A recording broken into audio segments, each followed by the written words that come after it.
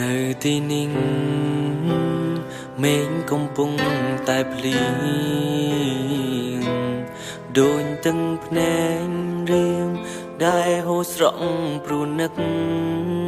ជីវ៉ាតើពេលនេះអូននឹកបងទេស្រពងងារចំណែករូបបងនេះនឹកអូនណានឹកដល់ទឹកភ្នែកហូរមិនដឹងខ្លួនអូននៅឆ្ងាយដូចកាយនៅលើមេឃអូននៅឆ្ងាយខ្លាំងពេកសំឡឹងមើលមេឃរៀងរាល់ថ្ងៃសង្ឃឹមថ្ងៃមួយបងអាចជួបបើជាថ្មីបងនឹងថ្នាំងថ្នមស្រីឲ្យអង្គពីអរ៉ា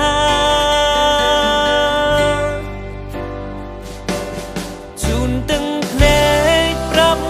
ខ្លួនឯងថាគុំយំប្រាប់ខ្លួនឯងថាមុំ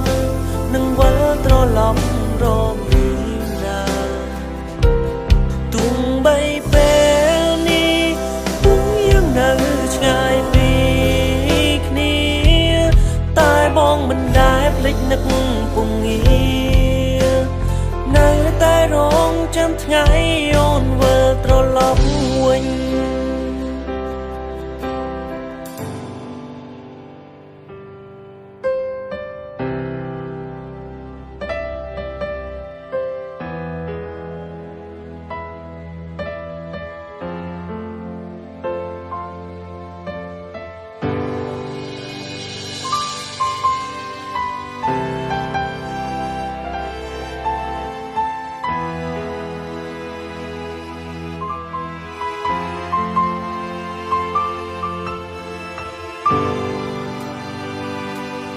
អូននៅឆ្ងាយដូចកាយនៅលើមេឃអូននៅឆ្ងាយខ្លាំងពេកសំឡឹងមើលមេឃរៀងរាល់ថ្ងៃ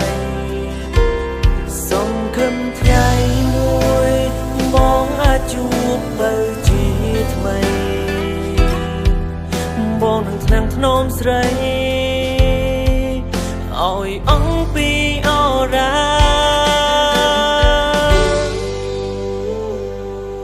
ជូនទាំងភ្នែ